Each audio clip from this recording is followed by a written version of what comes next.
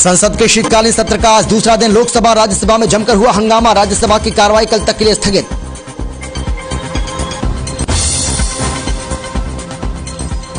कृषि क्षेत्र के विकास की ओर एक और कदम। कृषि क्षेत्र के निवेशकों और किसान उत्पादक संगठनों के बीच साइन हुआ एमओयू। सीएम मनोहर लाल ने कहा, हमारा फोकस हमेशा से कृषि पर रहा। कृषि मंत्री जेपी दलाल भी है मौजूद। कृषि कानून वापसी पर बोले गृह मंत्री अनिल विज। कहा, सरकार ने किए कृषि कानून वापस। किसानों की दूसरी मांगों को भी करेंगे पूरा। किसानों से घर लौटने की अपील।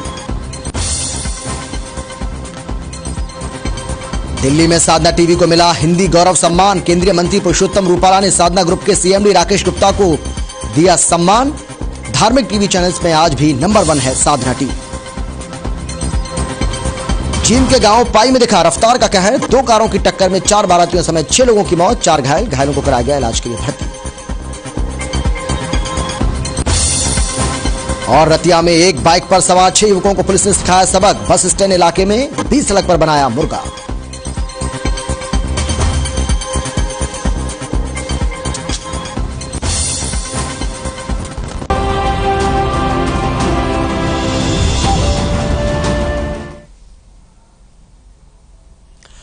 नमस्कार, आप देख रहे हैं हर खबर हरियाणा और आपके साथ में हूं अमित शर्मा। वक्त है मेरा गांव मेरा देश का। सबसे पहले बात करेंगे चंडीगढ़ की, जहां कृषि क्षेत्र में विकास के लिए हरियाणा सरकार की तरफ से एक ऐतिहासिक फैसला लिया गया। कृषि क्षेत्र निवेशकों और किसान उत्पादकों के बीच एमओयू साइन हुआ है और यह एमओयू मुख्यमंत्री मनोहर लाल की मौजूदगी में साइन हुआ।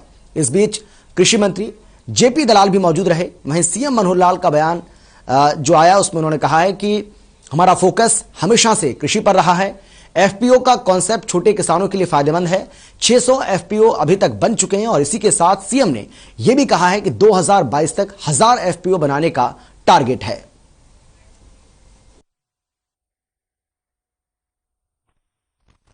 पर फोकस चाहे हमारी हरियाणा सरकार हो चाहे केंद्र सरकार हो, प्रधानमंत्री जी ने कहा कि किसानों की आय डबल करनी है, तो उसमें जितने भी नए ऐसे आयाम हैं जिससे कृषि की आय बढ़ सकती है वो लागू कर रहे हैं। उसी में एक ये जो कंसेप्ट एफपीओ का बना है, फार्मर्स प्रोड्यूसर्स ऑर्गेनाइजेशन, ताकि एक छोटा किसान अपनी चीज को पैदा तो कर सकता है लेकिन पैदा करने के बाद उसकी ठीक से प्रोसेसिंग, उसकी बिक्री, मार्केटिंग, इसमें छोटे किसान को करना बहुत कठिन है।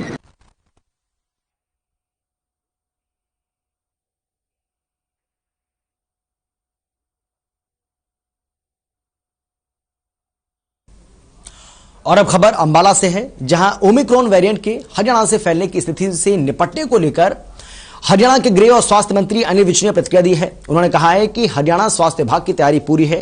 जरूरत पड़ी तो हरियाणा में विदेशी यात्रियों के आने पर नए नियम लागू किए जा सकते हैं। कृषि कानून वापसी बिल होने पर अनिल विज ने कहा है कि अब किसानों को अपने घर वापस लौट जाना चाहिए। पुरानी और सबसे बड़ी जो मांग है उसको पूरा किया जा चुका है और उसके बाद नई नई मांगे रखना वो ठीक नहीं है।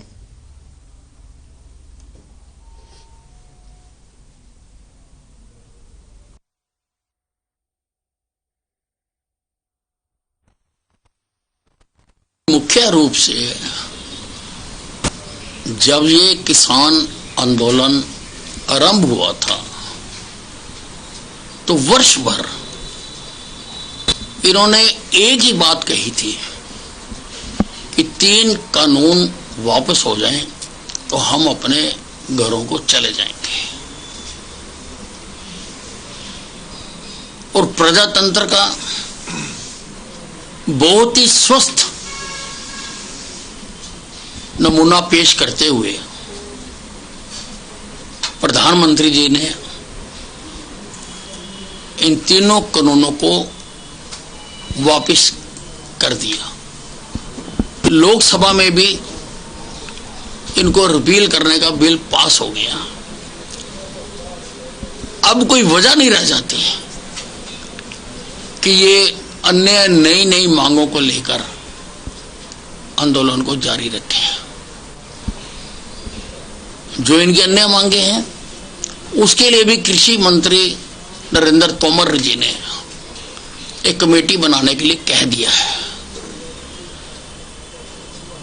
तो इनको उस पर विश्वास करना चाहिए और इस आंदोलन को वापस लेना चाहिए। हरियाणा कोरोना की किसी भी लहर से लड़ने के लिए पूरी तरह से तैयार है। अब ये जो नया वेरिएंट आया है ओमिक्रॉन, इस पर अभी सारे विश्व में रिसर्च चल रही है। जैसे जैसे जानकारियां सामने आती जाएंगी वैसे वैसे इससे लड़ने में और अधिक लाभ होगा। इससे लड़ने के लिए, इसको ठीक करने के लिए, उपचार के लिए डेल्टा में या ओमिक्रॉन में या पहले बीटा आया अंतर हो सकता है, लेकिन बचने का एक ही तरीका है, वो है मास्क और सोशल डिस्टेंसिंग। उसमें लोगों को स्वयं की प्रेरणा से इसका पालन करना चाहिए ताकि इससे बचा जा सके। बिजली मंत्री रणजीत सिंह चौटाला से हमारे संवाददाता विजय कुमार ने कृषि कानूनों को रद्द करने को लेकर बातचीत की है। रणजीत चौटाला ने कृषि कानूनों को रद्द करने के लिए सभी को बधाई दी है और क्या कुछ कहा है, चलिए आप खुद सुनिए। सिरसा में आज अंत्योदय मेले का आयोजन किया गया, जिसमें हरियाणा के कैबिनेट मंत्री चौधरी रणजीत सिंह चौटाला पहुंचे हैं। सर, कार्यक्रम का आयोजन किया गया, हालांकि किसान भी काफी आए हैं, तो किस प्रकार जागरूक कर रहे हैं किसानों को? देखिए, एक बहुत अच्छा कार्यक्रम है और इसमें बड़ा सिंप्लीफाई तरीके से सब जा रहे हैं, काउंटर पे सीधे रिसीव होते हैं। नहीं तो आदमियों को बड़ी दिक्कत आती थी एक ऑफिस से दूसरे ऑफिस जाने में, जगह का पता नहीं था, हर आदमी को मदद नहीं मिलती थी। अब सीधे यहाँ ये सब काउंटर एक काउंटर से करके दूसरे पे गए, अपना काम करवा के चले गए और बीच में किसी का रोल नहीं रहता, मिडिलमैन कोई बीच में है नहीं। मैं समझता हूँ बहुत अच्छा है, लोग इसे बहुत लाइक कर रहे हैं। तो ऐसे कार्यक्रम जो सर आयोजन किया जाता है, कितना बेनिफिट आम लोगों को या किसानों को मिल पाता है? देखिए, इसमें आम लोगों को जब आ गया तो उसमें सभी कवर हो गए, किसान भी आगे, दूसरे भी आगे। जो गरीब लोग हैं, मतलब आम लोग तो वही जुड़े हुए हैं उससे, तो सभी को मैं समझता हूँ बहुत फायदा है इस बात से। कल एक अहम फैसला केंद्र सरकार द्वारा लिया गया, तीनों कृषि कानूनों को रद्द करने के लिए एक प्रस्ताव लोकसभा में पारित किया गया। क्या कहेंगे? अभी फिलहाल किसान एक ही मन से जुटे हुए हैं कि जब तक तीनों कृषि कानून पूर्णतः रूप से रद्द नहीं होते तब तक वो आंदोलन खत्म नहीं करेंगे।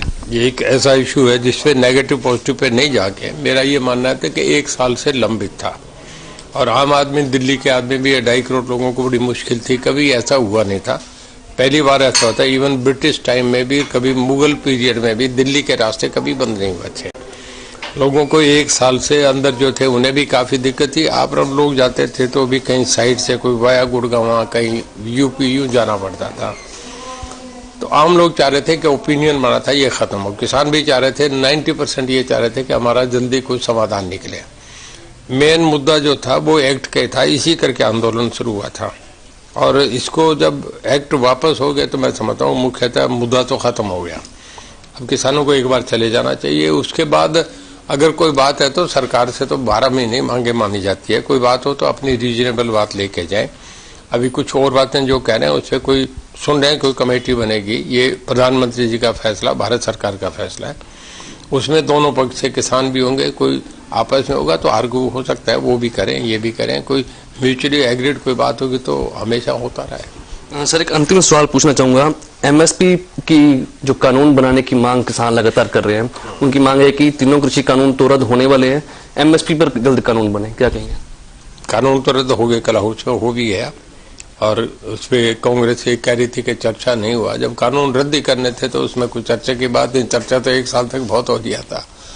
अब ये है कि इसमें जो एमएसपी की बात कर रहे हैं वो उसकी फाइनेंशियली इम्प्लीकेशंस क्या है, ये जरा एक स्टडी करने के। इसमें फाइनेंस डिपार्टमेंट भी देखा जाएगा कितना पैसा है, सरकार कितना दे सकती है, सारा कैलकुलेट करके कितना होता है। एक बार जब चौधरी साहब के वक्त पेंशन का मामला आया था तब अमेरिका से जो देवलाल वापस आए थे, मैं भी साथ फ्लाइट में था। वहाँ डिज्नीलैंड जब हमने देखा तो वहाँ का सारा देखा कि ओल्ड एज आदमियों को सब कुछ फ्री दिखा रहे थे। तो चौधरी साहब का एक व्यू बना कि भाई हम डिज्नीलैंड तो नहीं बना सकते, अमेरिका का मुकाबला नहीं कर सकते, पर अगर 100 रुपया पेंशन डालें। ओझा साहब तो प्रिंसिपल सेक्रेटरी थे, उन्हें पास बुला लिए। ये प्लेन में ही रास्ते में बात हुई कि ओझा साहब अगर हम ये दें तो कितना बैठता है। उस वक्त शायद 100 रुपया पर आदमी देने पे कोई 8 लाख रुपया खर्च होता था और पहली कैबिनेट में फैसला कर दिया, आज पूरे देश में वो लागू हो गया। पूरे देश में लोगों ने इसे एज मॉडल मान के केरला से लेके कश्मीर तक हर स्टेट में ये लागू है। पेंशन मिले, कहीं कम है कहीं ज्यादा है, तो जो कोई अच्छा फैसला होगा ना उसे लोग पसंद करेंगे। और डिपेंड करता है कि आप देने की स्थिति में है या नहीं है। ये एक बहुत बड़ी एक्सरसाइज है जो करने के बाद ही बताया जाएगा। बहुत बहुत धन्यवाद। तो ये थे चौधरी रणजीत सिंह, जो हरियाणा के कैबिनेट मंत्री हैं, जिनका साफ तौर पर कहना है कि केंद्र सरकार ने जो तीनों कृषि कानून रद्द किए हैं उससे देश भर के किसानों को राहत मिलेगी। साथ ही साथ एमएसपी पर कानून बनाने के लिए भी केंद्र सरकार जल्द विचार कर रही है। हर खबर हरियाणा के लिए सिरसा से। हरियाणा लोक सेवा आयोग में हुए घोटाले का मामला हरियाणा की राजनीति में सुर्खियों में बना हुआ है। एक तरफ इस मामले को लेकर जहां कांग्रेस के वरिष्ठ नेता लगातार सरकार पर हमलावर हैं, तो वहीं हरियाणा यूथ कांग्रेस भी इस मामले में सक्रिय हो गई है। हरियाणा यूथ कांग्रेस के अध्यक्ष दिव्यांशु बुद्धिराजा मुख्यमंत्री आवास पर ज्ञापन देने के लिए पहुंचे, लेकिन 1.5 घंटे तक वो सीएम आवास के अंदर अधिकारियों का इंतजार करते रहे। सीएम आवास के अंदर किसी ने भी उनको ज्ञापन नहीं देने दिया, न ही उनको ज्ञापन स्वीकार किया। हर खबर हरियाणा से बातचीत के दौरान दिव्यांशु बुद्धिराजा ने कहा है कि हरियाणा लोक सेवा आयोग में जिस तरीके का घोटाला सामने आया और विजिलेंस इस मामले की जिस तरीके से जांच कर रही है उस पर सवाल उठ रहे हैं। उन्होंने कहा कि इस मामले की जांच को लेकर कोर्ट भी फटकार लगा चुका है, लेकिन इसकी सही तरीके से जांच नहीं हो रही है। भर्ती फर्जीवाड़े को लेकर सूबे में सियासत गरमाई हुई है। इसी कड़ी में आज प्रदेश यूथ कांग्रेस के नवनियुक्त अध्यक्ष दिव्यांशु बुद्धिराजा मुख्यमंत्री मनोहर लाल खट्टर से मिलने पहुंचे। इस समय हमारे साथ मौजूद हैं यूथ कांग्रेस के अध्यक्ष दिव्यांशु बुद्धिराजा। दिव्यांशु बुद्धिराजा, ये बताएं सबसे पहले कि आज मुख्यमंत्री से मिलने पहुंचे थे, क्या कुछ मामला था, किस मामले को लेकर आप वहां पहुंचे थे? नोटों का बोरा, पेपर रखो कोरा, भर्ती हो जाएगा छोरा और ईमानदारी का पीटो डिंडोरा। आज हरियाणा सरकार इस नियत पर, इस नीति के ऊपर काम कर रही है। 17 नवंबर से जिस प्रकार से लगातार एचपीएससी के अंदर जो स्कैम की परतें धीरे धीरे खुलती जा रही हैं, और आज हरियाणा यूथ कांग्रेस की टीम मुख्यमंत्री आवास जो है हरियाणा के चंडीगढ़ में पहुंची थी और हमने मुख्यमंत्री को बकायदा एक ज्ञापन देकर उनसे मांग करनी थी कि जिस प्रकार से स्टेट विजिलेंस ब्यूरो शुरू में इसकी इंक्वायरी कर रहा था, परंतु बाद में शायद इसका जो सेक है इस इंक्वायरी का, शायद सरकार में बैठे लोगों तक इसका सेक पहुंच रहा था। उसके बाद स्टेट विजिलेंस ब्यूरो को हमें लगता है कि कहीं ना कहीं इस मामले को दबाने की कोशिश की जा रही है, जिसका सबूत इस बात से मिलता है कि कोर्ट के अंदर बकायदा जज ने टिप्पणी करी कि विजिलेंस ब्यूरो की जो इंक्वायरी है वो सेटिस्फाइड नहीं है, वो ठीक नहीं है। इसलिए आज हरियाणा यूथ कांग्रेस की टीम मुख्यमंत्री आवास पर पहुंची थी। आज हम मुख्यमंत्री जी से ये मांग करने आए थे कि जो स्टेट विजिलेंस ब्यूरो इसकी इंक्वायरी कर रहा है, क्योंकि हमें और प्रदेश की जनता को, प्रदेश के युवाओं को उस पर 100% भरोसा नहीं है, तो इसलिए आज हम ये मांग करते हैं कि इसकी जांच किसी इंडिपेंडेंट एजेंसी जैसा कि सीबीआई या हाई कोर्ट के किसी सिटिंग जज से इसकी जांच करानी चाहिए। और इसके लिए आज हम मुख्यमंत्री को 3 दिन का अल्टीमेटम जो है देने आए थे। 72 घंटे का हम समय देते हैं हरियाणा सरकार को, या तो हरियाणा सरकार इस पर कोई इंक्वायरी इंडिपेंडेंट एजेंसी की बिठाए, नहीं तो 72 घंटे के बाद हरियाणा युवा कांग्रेस की टीम एचपीएससी की चढ़ाई चढ़ेगी। ये बताएं कि आज आप मुख्यमंत्री से मिलने उनके निवास स्थान पहुंचे थे, तो क्या मुख्यमंत्री आपसे मिले, क्या वार्तालाप हुई आपकी उनसे? बड़ी शर्मनाक बात है जी। मैं कोई आज वहां अपनी सरकारी नौकरी या पटवारी की नौकरी के लिए नहीं गया था। आज मैं अपना ये मेमोरेंडम हरियाणा के युवाओं की तरफ से कि मेमोरेंडम लेके मुख्यमंत्री के पास गया, और बड़ी शर्मनाक बात यह है कि 1.5 घंटा इंतजार कराने के बावजूद, हमें अंदर बिठाने के बावजूद, ना ही मुख्यमंत्री जी के पास समय था और ना ही मुख्यमंत्री के सो कॉल्ड ओएसडी जो सारा दिन चाय और मठियों पे जोर रखते हैं, ना ही उनके किसी अधिकारी के पास इतना समय था कि वो आके हरियाणा के युवाओं की आवाज सुन सके, हमारी बात सुन सके। तो बड़ा ही शर्मनाक, पहले तो आप इतना बड़ा स्कैम कराते हो। जो खट्टर साहब ये कहते थे कि बिना खर्ची और पर्ची की सरकार है, इतने बड़े बड़े खर्चे और इतने बड़े बड़े पर्चे जो इनके सरकार में इश्तिहार लगे हुए हैं, इन्हें शर्म आनी चाहिए। आज मैं ये मांग लेके मुख्यमंत्री के पास गया, पर बड़ी शर्मनाक बात कि वहां से किसी भी अधिकारी ने या किसी भी ओएसडी ने हमसे आकर मिलना और ये हमारी मांग लेना मुनासिब नहीं समझा। ये बताएं कि मुख्यमंत्री मनोहर लाल खट्टर जो है खुद इस मामले को लेकर लगातार कह रहे थे कि हम जो है निष्पक्ष जांच करवा रहे हैं और हमारे ही सरकार में ये सामने आया और हमने ही खुद इस मामले को उजागर किया है। तो अब किस बिना पर जो है विपक्ष जो है वो इसको एक बड़ा मुद्दा बनाने जा रहा है, जब हमने अपनी सरकार में रहते हुए इसे उजागर किया है? मैं यही तो कह रहा हूं नोटों का बोरा, पेपर रखो कोरा, भर्ती हो जाएगा छोरा और ईमानदारी का पीटो ढिंडोरा। मुख्यमंत्री सिर्फ ढिंडोरा पीट रहे हैं। अगर मुख्यमंत्री इतने पाक साफ हैं, अगर मुख्यमंत्री को लगता है कि हमने इसकी बिल्कुल साफ इंक्वायरी करनी है, तो मुख्यमंत्री बिठाएं सीबीआई जांच, मुख्यमंत्री बिठाएं सिटिंग जज से जांच। अगर मुख्यमंत्री ऐसा नहीं करते तो पूरे मामले में उनकी भूमिका पर सवाल खड़े करना लाजमी है। ये बताएं कि जिस तरीके से आपने कहा कि इसमें जो है कुछ बड़े नेताओं के तार भी जुड़े हुए हैं, सत्ताधारी पक्ष के भी तार जुड़े हुए हैं, तो ये उनके नाम बताएं। जिस तरीके से आपने अभी बात कही कि कुछ बड़े नेताओं के नाम भी उजागर हो सकते हैं, जिसके चलते इनको रफा दफा करने का प्रयास किया जा रहा है, तो वो कौन से नाम है, उनके नामों का जिक्र करें। अगर आप इंसिडेंट्स देखें 17 नवंबर से और 19-20 नवंबर तक जिस विजिलेंस डिपार्टमेंट की इंक्वायरी की स्पीड 120 थी, वो आके 60 हो गई और वो धीरे धीरे 30 पे पहुंच रही है।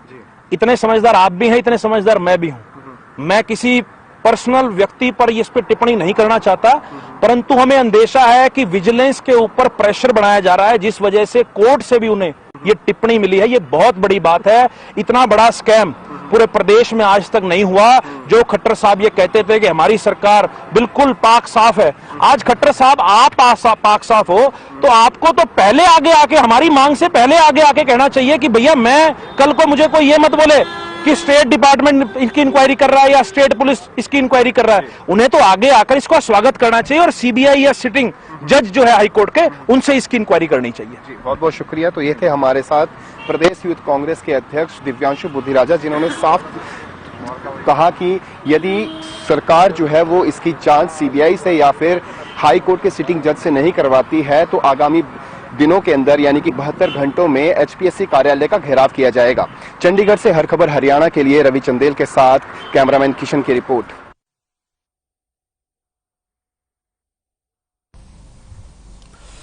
प्रदेश के पूर्व मंत्री चौधरी रण सिंह के बेटे सुदर्शन का देर रात दिल की धड़कन रुकने से निधन हो गया। सुदर्शन की 4 पोतियों ने उनकी अर्थी को कंधा दिया और पुरानी परिपाटी को तोड़ते हुए चारों बहनों ने अपने पिता के अंतिम संस्कार की औपचारिकताओं को विधिवत पूरा किया। चौधरी रण सिंह की एक पोती निधि सरोहा आईएएस है, जो आजकल आपको बता दें कि दमनदीव में तैनात हैं। एक पोती महिमा सिंह हरियाणा कांग्रेस की प्रदेश प्रवक्ता और सुप्रीम कोर्ट में अधिवक्ता हैं।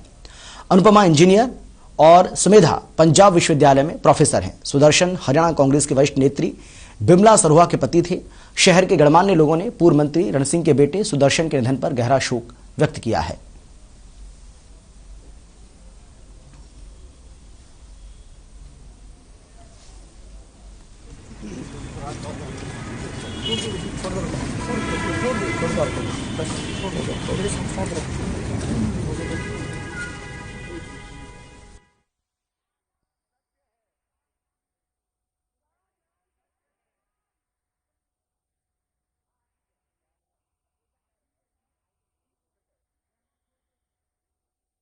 बेटी अपने माता पिता की अंत्येष्टि में जाती है और उसके क्रियाक्रम में भाग लेती है, तो ये हिंदू धर्म में मान्य है और इसका सर्वत्र स्वागत होना चाहिए, क्योंकि हमारे धर्म ने कभी भी बेटे और बेटी के अंतर कभी कोई ऐसा कोई अंतर पैदा नहीं किया। तो ये बहुत अच्छा कदम है और समाज में इस प्रथा को आगे बढ़ाना चाहिए, क्योंकि वैसे भी हमारे संविधान के अनुसार जो है बेटा और बेटी दोनों का माता पिता पर उतना ही हक है जितना बेटे का होता है। तो इसलिए हम तो इस कदम की सराहना करते हैं।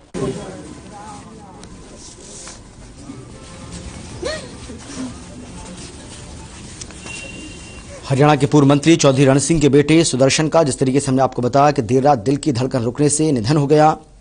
सुदर्शन की 4 पोतियों ने उनकी अर्थी को कंधा दिया है और पुरानी परिपाटी को तोड़ते हुए चारों बहनों ने अपने पिता के अंतिम संस्कार की औपचारिकताओं को विधिवत रूप से पूरा किया। चौधरी रण सिंह की एक पोती निधि सरोहा, जो कि आईएएस हैं और जो आजकल दमनदीव में तैनात हैं। एक पोती महिमा सिंह हरियाणा कांग्रेस की प्रदेश प्रवक्ता हैं। इसके साथ ही सुप्रीम कोर्ट में अधिवक्ता हैं। अनुपमा इंजीनियर और सुमेधा पंजाब विश्वविद्यालय में प्रोफेसर हैं। आपको बता दें कि सुदर्शन हरियाणा कांग्रेस की वरिष्ठ नेत्री बिमला सरोहा के पति थे। शहर के गणमान्य लोगों ने पूर्व मंत्री रण सिंह के बेटे सुदर्शन के निधन पर गहरा शोक व्यक्त किया है।